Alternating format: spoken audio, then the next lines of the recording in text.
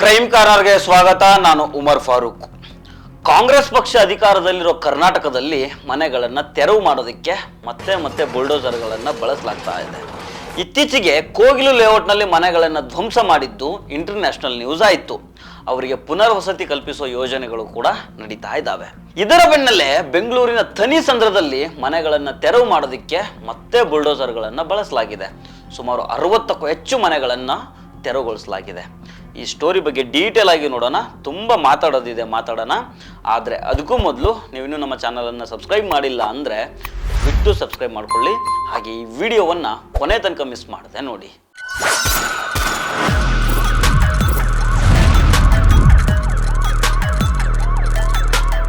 ಕೆಆರ್ಪುರ ಹೋಬಳಿಯ ಥನಿಸಂದ್ರದಲ್ಲಿ ಅಕ್ರಮವಾಗಿ ನಿರ್ಮಾಣ ಮಾಡಲಾಗಿತ್ತು ಎನ್ನಲಾದ ಸುಮಾರು 60ಕ್ಕೂ ಹೆಚ್ಚು ಮನೆಗಳನ್ನು ನಿನ್ನೆ ಗುರುವಾರ ಬಿಡಿಎ ನೆಲಸಮ ಮಾಡಿದೆ. ಬುಲ್ಡೋಸರ್ಗಳನ್ನು ಬಳಸಿಕೊಂಡು ಬಡವರ ಮನೆಗಳನ್ನು ತೆರವುಗೊಳಿಸಲಾಗಿದೆ. ಬೆಂಗಳೂರು ಪೂರ್ವ ತಾಲೂಕಿನ ಥನಿಸಂದ್ರ, ಎಕ್ಸಾಕ್ಟ್ ಲೊಕೇಶನ್ ಹೇಳ್ಬೇಕಂದ್ರೆ ಸಾರಾಯಿಪಾಳ್ಯ. ಇದು ಇಲ್ಲಿನ ತೋಬಾ ಲೇಔಟ್ ಅಂತ ಇದೆ. ಇಲ್ಲಿನ ಸರ್ವೆ ನಂಬರ್ 28/1 ಮತ್ತು 28/2ರಲ್ಲಿ 2 ಎಕರೆ ಪ್ರದೇಶದಲ್ಲಿ ಅಕ್ರಮವಾಗಿ ನಿರ್ಮಾಣವಾಗಿದ್ದ ಮನೆ, ಗೋದಾಮು ಮತ್ತು ಗ್ಯಾರೇಜ್ಗಳನ್ನು JCBಗಳನ್ನು ಬಳಸಿಕೊಂಡು ತೆರವುಗೊಳಿಸಲಾಗಿದೆ.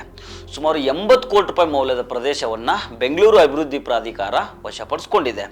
ಏನು 2 ಎಕರೆ ಜಮೀನಿಗೆ 80 ಕೋಟಿ ರೂಪಾಯಿ ಅಂತ ಶಾಕ್ ಆಗಬೇಡಿ. ಈ ಸಾರಾಯಿಪಾಳ್ಯಕ್ಕೆ ಹತ್ತಿರದಲ್ಲೇ ಮಾನ್ಯತೆ ಟೆಕ್ ಪಾರ್ಕ್ ಇದೆ, ಎಲಿಮೆಂಟ್ಸ್ ಮಾಲ್ ಕೂಡ ಇದೆ. ಹೀಗಾಗಿ ಈ ಜಾಗದಲ್ಲಿ ಜಮೀನಿನ ವ್ಯಾಲ್ಯೂ ತುಂಬಾ ಜಾಸ್ತಿನೇ ಇರುತ್ತೆ, ಅದರಲ್ಲೇನು ಆಶ್ಚರ್ಯ ಇಲ್ಲ. ಆದರೆ ಯಾವುದೇ ನೋಟಿಸ್ ಕೊಡದೇನೆ ಮನೆಗಳನ್ನು ನೆಲಸಮ ಮಾಡಿ ನಮ್ಮ ವಸ್ತುಗಳನ್ನು ಬೀದಿಗೆ ಹಾಕಲಾಗಿದೆ. ಮಕ್ಕಳು, ಹಿರಿಯರು, ಗರ್ಭಿಣಿಯರು ಏನ್ ಮಾಡಬೇಕು, ಮಲ್ಕೊಳ್ಳೋದಿಕ್ಕೆ ಜಾಗ ಇಲ್ಲ ಅಂತ ನಿರಾಶ್ರಿತರು ಸರ್ಕಾರದ ವಿರುದ್ಧ ಆಕ್ರೋಶ ವ್ಯಕ್ತಪಡಿಸ್ತಾ ಇದ್ದಾರೆ. ಇಲ್ಲಿ ನಾವು ಗಮನಿಸಬೇಕಾಗಿರೋದು ಏನಂತಂದ್ರೆ, ಅರ್ಕಾವತಿ ಬಡಾವಣೆಗೋಸ್ಕರ 2004ರಲ್ಲೇ ಅಧಿಸೂಚನೆ ಹೊರಡಿಸಲಾಗಿರುತ್ತೆ. ಯಾರೋ ಒಬ್ಬ ಭೂಮಾಲೀಕ ಈ ಜಾಗದಲ್ಲಿ ನಿವೇಶನಗಳನ್ನು ನಿರ್ಮಾಣ ಮಾಡಿ ಮಾರಾಟ ಮಾಡಿರ್ತಾರೆ. ಜೊತೆಗೆ ಪ್ರಾಧಿಕಾರದಿಂದ ಪರಿಹಾರವನ್ನು ಪಡ್ಕೊಂಡಿರ್ತಾರೆ. ಈ ವಿಚಾರಕ್ಕೆ ಸಂಬಂಧಪಟ್ಟಂತೆ ಹಲವಾರು ಜನರು ನ್ಯಾಯಾಲಯದ ಮೆಟ್ಟಿಲು ಹೇರ್ತಾರೆ. ವಿಚಾರಣೆ ನಡೆದು ಪ್ರಾಧಿಕಾರದ ಪರವಾಗಿ ನ್ಯಾಯಾಲಯ ಆದೇಶ ಕೊಟ್ಟಿದೆ. ಹೀಗಾಗಿ ಕಾರ್ಯಾಚರಣೆ ನಡೆಸಿ ಅಕ್ರಮವಾಗಿ ನಿರ್ಮಾಣ ಮಾಡಲಾಗಿದ್ದ ಕಟ್ಟಡಗಳನ್ನು ತೆರವು ಮಾಡಲಾಗಿದೆ ಅಂತ ಬಿಡಿಎ ಅಧಿಕಾರಿಗಳು ತಿಳಿಸಿದ್ದಾರೆ. ಅರ್ಕಾವತಿ ಬಡಾವಣೆಗೆ ಹೊಂದ್ಕೊಂಡಂತೆ 2.5 ಎಕರೆ ಜಾಗ ಇದೆ. ಇದನ್ನ ನಿವೇಶನದ ರೀತಿಯಲ್ಲಿ ಅಭಿವೃದ್ಧಿ ಮಾಡ್ತೀವಿ. ಸದ್ಯಕ್ಕೆ 2 ಎಕರೆ ಜಾಗದಲ್ಲಿದ್ದ ಅಕ್ರಮ ಕಟ್ಟಡಗಳನ್ನು ತೆರವು ಮಾಡಲಾಗಿದೆ. ಉಳಿದ ಅರ್ಧ ಎಕರೆ ಜಾಗದಲ್ಲೂ 6 ಕಟ್ಟಡಗಳು ಇದ್ದಾವೆ, ಅವನ್ನು ಕೂಡ ತೆರವು ಮಾಡ್ತೀವಿ. ಕೋರ್ಟ್ ಆದೇಶವನ್ನು ಸ್ಥಳೀಯರಿಗೆ ತಿಳಿಸಿದ ನಂತರನೇ ಕಾರ್ಯಾಚರಣೆ ನಡೆಸಿದ್ದೀವಿ ಅಂತ ಬಿಡಿಎ ಅಧಿಕಾರಿಗಳು ಸ್ಪಷ್ಟಪಡಿಸಿದ್ದಾರೆ. Okay, fine. ಸಾರಾಯಿಪಾಳ್ಯದಲ್ಲಿ ಅಕ್ರಮವಾಗಿ ಮನೆಗಳನ್ನು ಕಟ್ಕೊಂಡಿದ್ದಾರೆ. ಕೋರ್ಟ್ ಆರ್ಡರ್ ಆಗಿದೆ. ಹೀಗಾಗಿ ಬಿಡಿಎ ಅಧಿಕಾರಿಗಳು ಬುಲ್ಡೋಸರ್ ಕರ್ಕೊಂಡ್ಬಂದು ಮನೆಗಳನ್ನು ಹೊಡೆದು ಹಾಕಿದ್ದಾರೆ. ಅವರದ್ದೇನು ತಪ್ಪಿಲ್ಲ, ಅವರು ಡಿಟ್ವಿನ್ ಅವ್ರು ಮಾಡಿದ್ದಾರೆ. ಆದರೆ ಇನ್ನೊಂದು ಸೈಡು ಅಲ್ಲಿನ ನಿರಾಶ್ರಿತರು ಕೂಡ ಮಾತಾಡ್ತಾ ಇದ್ದಾರೆ. ಅವರು ಸುಮಾರು 20ರಿಂದ 25 ವರ್ಷ ಆ ಜಾಗದಲ್ಲೇ ಇದ್ದಾರೆ. ಅವರಿಗೆ ನೀರು, ವಿದ್ಯುತ್ ಸಪ್ಲೈ ಆಗಿದೆ, ಆಧಾರ್ ಕಾರ್ಡು, ವೋಟರ್ ಐಡಿ ಎಲ್ಲಾನು ಇದೆ. ಅಷ್ಟೇ ಯಾಕೆ, ಈ ಖಾತಾ ಕೂಡ ಇದೆ. ಅಂದಮೇಲೆ ಸರ್ಕಾರಿ ಜಾಗದಲ್ಲಿ ಅಕ್ರಮವಾಗಿ ಮನೆ ಕಟ್ಸ್ಕೊಂಡಿದ್ದಾರಂತಂದ್ರೆ ಅವರಿಗೆ ನೀರು, ಕರೆಂಟ್ ಕೊಟ್ಟು ಈ ಖಾತಾ ಮಾಡಿಸ್ಕೊಟ್ಟ ಪುಣ್ಯಾತ್ಮ ಅಧಿಕಾರಿಗೆ ಯಾವ್ದ್ರಲ್ಲಿ ಹೊಡಿಬೇಕು ಅದನ್ನ ನೀವೇ ಡಿಸೈಡ್ ಮಾಡಿ. ಮತ್ತೆ ಬೆಂಗಳೂರಿನಂತಹ ಸಿಟಿಗಳಲ್ಲಿ ಎಲ್ಲ ಲೀಗಲ್ ಡಾಕ್ಯುಮೆಂಟ್ಸ್ ಇದ್ದಾಗ್ಲೇನೆ ಏನೋ ಒಂದು ಕೆಲಸ ಆಗ್ಬೇಕಂದ್ರೆ ಅಲ್ಲೂ ಕೂಡ ದುಡ್ಡು ಕೊಡಬೇಕು. ಇದೇನು ಹೊಸದಲ್ಲ. ಅಂತಾದ್ರಲ್ಲಿ ಒಂದು ಗೌರ್ಮೆಂಟ್ ಜಾಗದಲ್ಲಿ ಮನೆಗಳು ಮೇಲೆ ಎದ್ದೇಳ್ತಾವಂತಂದ್ರೆ ಇಲ್ಲಿ ರಿಯಲ್ ಎಸ್ಟೇಟ್ ದಲ್ಲಾಳಿಗಳು ಕಮಿಷನ್ ಮೇಲೆ ಕಮಿಷನ್ ಹೊಡೆದಿರ್ತಾರೆ. ಕಮಿಷನ್ ಸಿಗೋ ಆಸೆಗೆ ಇಲ್ಲಿ ಮನೆ ಕಟ್ಕೊಂಡು ಬಿಡಿ, ಏನೇನೂ ಆಗೋದಿಲ್ಲ ನಿಮಗೆ ಅಂತ ಹೇಳಿರ್ತಾರೆ. ಅವರು ಅಂದ್ರೆ ಆ ಸಂತ್ರಸ್ತರು ಆ ಧೈರ್ಯದ ಮೇಲೆ ಅಷ್ಟೋ ಇಷ್ಟೋ ಕೂಡಿಟ್ಟ ದುಡ್ಡನ್ನ ಹಾಕಿ ಅದ್ರ ಜೊತೆಗೆ ಇನ್ನೊಂದಿಷ್ಟು ಸಾಲ ಮಾಡಿ ಮನೆಗಳನ್ನ ಕಟ್ಸ್ಕೊಂಡಿರ್ತಾರೆ. ಈಗ ಸೇವಿಂಗ್ಸ್ ಮಾಡಿರೋ ದುಡ್ಡು ಕೂಡ ಇಲ್ಲ, ಮನೆನೂ ಧ್ವಂಸ. ಇದಕ್ಕೆಲ್ಲ ಯಾರನ್ನ ಹೊಣೆ ಮಾಡ್ಬೇಕು ಸ್ವಾಮಿ? ಇದರಲ್ಲಿ ತಪ್ಪ್ಯಾರದಿದೆ? ಇದು ನನಗಂತೂ ಅರ್ಥ ಆಗ್ತಾ ಇಲ್ಲ ಇದಕ್ಕೆ. ಮತ್ತೆ ಸರ್ಕಾರದ ಬುಲ್ಡೋಸರ್ಗಳಿಗೆ ಬಡವರ ಮನೆಗಳು ಮಾತ್ರ ಕಾಣ್ತವೆ. ಅಪ್ಪಿತಪ್ಪಿನೂ ಶ್ರೀಮಂತರು ಕಬ್ಜಾ ಮಾಡ್ಕೊಂಡಿರೋ ಏರಿಯಾಗಳ ಕಡೆಗೆ ಆ ಬುಲ್ಡೋಸರ್ಗಳು ಹೋಗೋದೇ ಇಲ್ಲ. ಇದು ಸೂರ್ಯನಷ್ಟು ಸತ್ಯವಾದ ಮಾತು. ಬಿಡಿ, ಈಗ ಈ ವಿಚಾರದ ಬಗ್ಗೆ ಮಾತಾಡಿ ಏನು ಪ್ರಯೋಜನ ಇಲ್ಲ. ಕೋಗಿಲು ಲೇಔಟ್ನಲ್ಲಿ GBAದವರು ಬಂದರು. ಸುಮಾರು 180 ಮನೆಗಳನ್ನು ಹೊಡೆದಾಕಿ ತಮ್ಮ ಜಾಗವನ್ನು ತಾವು ತಗೊಂಡ್ರು. ಈಗ ಬಿಡಿಎದವರು ಬಂದರು. ಥನಿಸಂದ್ರದಲ್ಲಿ 60 ಮನೆಗಳನ್ನು ಹೊಡೆದು ಜಾಗ ತಗೊಳ್ತೀವಿ ಅಂದ್ರು. ಅಧಿಕಾರಿಗಳು ತಮ್ಮ ಕೆಲಸವನ್ನು ತಾವು ಮಾಡಿದ್ದಾರೆ. ಈ ವಿಚಾರ ಜಾಸ್ತಿ ಸುದ್ದಿ ಯಾಕಾಯ್ತು ಅಂತಂದ್ರೆ ಅಲ್ಲಿ ಹೆಚ್ಚಿನ ಸಂಖ್ಯೆಯಲ್ಲಿ ಮುಸ್ಲಿಮರು ಇದ್ದಾರೆ ಅನ್ನೋ ಕಾರಣಕ್ಕೆ. ಕೇರಳ ಸಿಎಂ ಟ್ವೀಟ್ ಮಾಡಿದ್ರು, ಕೇರಳದ ರಾಜಕಾರಣಿಗಳು ಕೋಗಿಲು ಲೇಔಟ್ಗೆ ಭೇಟಿ ಕೊಟ್ಟರು, ಆಮೇಲೆ DCM ಸಹಿತ ಕರ್ನಾಟಕದ ಮಿನಿಸ್ಟರ್ಗಳು ಸಹ ಹೋಗಿ ಬಂದ್ರು.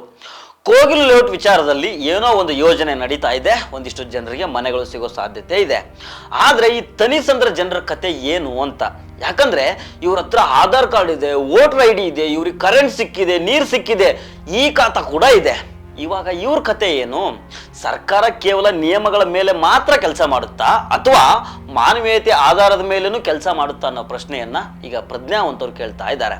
ಮನೆಗಳನ್ನ ತೆರವು ಮಾಡುವಾಗ ಆ ಜನರಿಗೆ ಏನಾದ್ರೂ ಒಂದು ವ್ಯವಸ್ಥೆ ಮಾಡ್ಕೊಡ್ಬೇಕಾಗಿತ್ತು.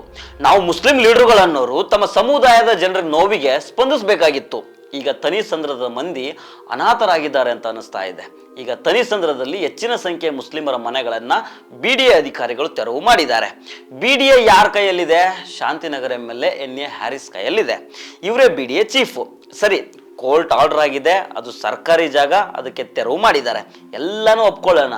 ಆದ್ರೆ ಇವರಿಗೆ ಮಾನವೀಯತೆ ಅನ್ನೋದು ಇರಲೇ ಇಲ್ವಾ? ಬಡವರ ಮನೆಗಳನ್ನ ಹೊಡೆದಾಕ್ತಾ ಇದ್ದೀವಿ, ಅವ್ರ ಮುಂದೆ ಏನ್ ಮಾಡ್ಬೇಕಾಗುತ್ತೆ ಒಂದು ಸಣ್ಣ ಯೋಚನೆ ಕೂಡ ಬರ್ಲಿಲ್ವಾ ಇವರಿಗೆ? ಕೋಗಿಲು ಲೇಔಟ್ನಲ್ಲಿ ಡೆಮಾಲಿಷನ್ ಆದಾಗ ಕೇರಳದ ರಾಜಕಾರಣಿಗಳು ಬಂದ್ರು, DCM DK ಶಿವಕುಮಾರ್ ಬಂದ್ರು, ಮಿನಿಸ್ಟರ್ ಜಮೀರ್ ಅಹಮದ್ ಖಾನ್ ಬಂದ್ರು, CM ಇಬ್ರಾಹಿಂ ಬಂದ್ರು, ತುಂಬಾ ಜನ ಬಂದ್ರು, ಅಲ್ಲಿನ ಜನರ ಜೊತೆ ಮಾತಾಡ್ಕೊಂಡು ಹೋದ್ರು. ಆದ್ರೆ ಈ ತನಕ ಈ ವಿಚಾರದಲ್ಲಿ ಶಾಂತಿನಗರ MLA ಹ್ಯಾರಿಸ್ ಸಾಹೇಬ್ರದ್ದು ಪತ್ತೇನೇ ಇಲ್ಲ, ಒಂದೇ ಒಂದು ಸ್ಟೇಟ್ಮೆಂಟ್ ಕೂಡ ಬಂದಿಲ್ಲ. ಮತ್ತೆ ಇವರು ಹೇಳ್ತಾರೆ, ಮುಸ್ಲಿಂ ಕಮ್ಯುನಿಟಿಯಲ್ಲಿ ನಾನು ಸೀನಿಯರ್ ಲೀಡರು, ನಾನು ಮುಸ್ಲಿಂ ಕಮ್ಯುನಿಟಿ ಲೀಡರು, ನನಗೂ ಮಿನಿಸ್ಟರ್ ಮಾಡಿ ಅಂತ ಕೇಳ್ತಾರೆ. ಮುಸ್ಲಿಂ ಕಮ್ಯುನಿಟಿ ಹೆಸರು ಹೇಳ್ಕೊಂಡು ರಾಜಕಾರಣ ಮಾಡ್ಬೇಕು. ಅದೇ ಮುಸ್ಲಿಮರಿಗೆ ಸಂಕಟ ಬಂದಾಗ ಎಲ್ಲೋದೇ ವೆಂಕಟರಮಣ ಅನ್ಬೇಕಾ? ಬಿಡಿ, ಮುಸ್ಲಿಮು ಅದು ಇದು ಎಲ್ಲಾನು ಬಿಟ್ರೆ ಕೋಗಿಲು ಲೇಔಟ್ಗೆ ಮತ್ತೆ ಹ್ಯಾರಿಸ್ ಸಾಹೇಬ್ರಿಗೆ ಸಂಬಂಧನೇ ಇಲ್ಲ. ಆದ್ರೆ ಈಗ ತನಿಸಂದ್ರಕ್ಕಾದ್ರೂ ಬಂದು ಮಾತಾಡ್ಬೋದಿತ್ತಲ್ಲ. ಯಾಕಂದ್ರೆ ಇಲ್ಲಿ ಮನೆಗಳನ್ನ BDA ಅಧಿಕಾರಿಗಳು ಹೊಡೆದಾಕಿದ್ದಾರೆ. BDA ವಿರುದ್ಧ ಅಲ್ಲಿನ ನಿರಾಶ್ರಿತರು ತಮ್ಮ ಆಕ್ರೋಶವನ್ನ ವ್ಯಕ್ತಪಡಿಸ್ತಾ ಇದ್ದಾರೆ. ಹೀಗಾಗಿ ಒಬ್ಬ BDA ಚೀಫ್ ಆಗಿ ಹ್ಯಾರಿಸ್ ಸಾಹೇಬ್ರು ಈ ವಿಚಾರದಲ್ಲಿ ಪ್ರತಿಕ್ರಿಯೆಯನ್ನ ಕೊಡ್ಲೇಬೇಕಾಗಿತ್ತು. ಬಟ್ ನನಗಂತೂ ಡೌಟ್ ಇದೆ. ಯಾಕಂತಂದ್ರೆ ಅವರ ಶಾಂತಿನಗರ ವಿಧಾನಸಭಾ ಕ್ಷೇತ್ರದಲ್ಲಿ ಎಲ್ಲವೂ ಸರಿ ಇಲ್ಲ. ಅಲ್ಲಿ ನೀಲ್ಸಂದ್ರ, ಆನೆಪಾಳ್ಯ, ವಿವೇಕ್ ನಗರ ಅಂತ ಒಂದಿಷ್ಟು ಏರಿಯಾಗಳಿದಾವೆ. ಅವುಗಳನ್ನ ನೋಡ್ಬಿಟ್ರೆ ಬಾ ಬೆಂಗಳೂರು ಅಭಿವೃದ್ಧಿ ಪ್ರಾಧಿಕಾರದ ಅಧ್ಯಕ್ಷರಾದ NA ಹ್ಯಾರಿಸ್ ಸಾಹೇಬ್ರು ಅದೇನ್ ಅಭಿವೃದ್ಧಿ ಮಾಡಿದ್ದಾರೆ ಅಂತ ಮೂಗಿನ ಮೇಲೆ ಬೆರಳಿಟ್ಕೊಳ್ತೀರಾ ನೀವು? ಡೆಫಿನೆಟ್ಲಿ ಇದು ಮಾತ್ರ.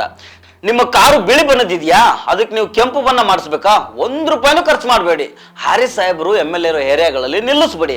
2-3 ತಾಸುಗಳಲ್ಲಿ ಆ ಧೂಳು ಬಿದ್ದು ಬಿದ್ದು ನಿಮ್ಮ ವೈಟ್ ಕಾರು ರೆಡ್ ಕಾರ್ ಆಗ್ತದೆ. ಮಿನಿಮಮ್ 1 ಅವರ್ಗೆ 1 ಇಂಚು ಧೂಳು ಮೆತ್ಕೊಳ್ತದೆ. ಬೇಕಿದ್ರೆ ನಾನು ಸುಳ್ಳು ಹೇಳ್ತಾ ಇದ್ದೀನಿ ಅಂತ ನಿಮ್ಗೆ ಅನಿಸಿದ್ರೆ ಆ ಶಾಂತಿನಗರ ವಿಧಾನಸಭಾ ಕ್ಷೇತ್ರದ ಏರಿಯಾಗಳಿಗೆ ಹೋಗಿ ಫ್ಯಾಕ್ಟ್ ಚೆಕ್ ಮಾಡ್ಕೊಂಡ್ ಬನ್ನಿ, ಆಗ ನಿಮ್ಗೆ ಗೊತ್ತಾಗುತ್ತೆ. ಇಷ್ಟೆಲ್ಲ ಇದ್ರೂ ಧೂಳಲ್ಲಿ ಓಡಾಡಿದ್ರು ಅಲ್ಲಿನ ಜನ ಅಭಿವೃದ್ಧಿ ಅನ್ನೋ ಪದವನ್ನ ಮರ್ತು ಬಿಟ್ಟಿದ್ದಾರೆ. ಅವ್ರಿಗೆ ಡೆವಲಪ್ಮೆಂಟ್ ಬೇಕಾಗೇ ಇಲ್ವೇನೋ. ನಮ್ಮ ರೋಡ್ಗಳು ಯಾಕೆ ಹಿಂಗೆ ಇದಾವೆ ಅನ್ನೋ ಯೋಚನೆ ಮಾಡಿರ್ಲಿಕ್ಕಿಲ್ಲ ಅವರು. ಬಿಡಿ, ಈಗ ವಿಷಯಾಂತರ ಆಗೋದು ಬೇಡ. ಮೊನ್ನೆ ಮಿನಿಸ್ಟರ್ ಜಮೀರ್ ಅಹಮದ್ ಖಾನ್ ಬಂದು ಕೋಗಿಲು ನಿರಾಶ್ರಿತರಿಗೆ ಏನೋ ಒಂದು ತಕ್ಕ ಮಟ್ಟಿಗೆ ದನಿಯಾಗಿದ್ದಾರೆ. ಅದೇ ರೀತಿ ಬೆಂಗಳೂರಿನ MLA ಆಗಿ, ಮುಸ್ಲಿಂ ಸಮಾಜದ ರಾಜಕಾರಣಿಯಾಗಿ, ಅದಕ್ಕಿಂತ ಮುಖ್ಯವಾಗಿ ಬೆಂಗಳೂರು ಅಭಿವೃದ್ಧಿ ಪ್ರಾಧಿಕಾರದ ಅಧ್ಯಕ್ಷರಾಗಿ NA ಹ್ಯಾರಿಸ್ ಸಾಹೇಬ್ರು ತನಿಸಂದ್ರದ ಜನರಿಗೆ ಏನಾದರೂ ಸಹಾಯ ಮಾಡ್ತಾರಾ ಅಂತ ಕಾದ್ ನೋಡೋಣ. ಅಟ್ಲೀಸ್ಟ್ ಆ ಜಾಗಕ್ಕೆ ಹೋಗಿ ಅವರ ಕಣ್ಣೀರು ಒರೆಸಿ ಸಾಂತ್ವನ ಆದರೂ ಹೇಳ್ತಾರ ಅನ್ನೋದನ್ನ ಕಾದ್ ನೋಡೋಣ. ನಮಸ್ಕಾರ.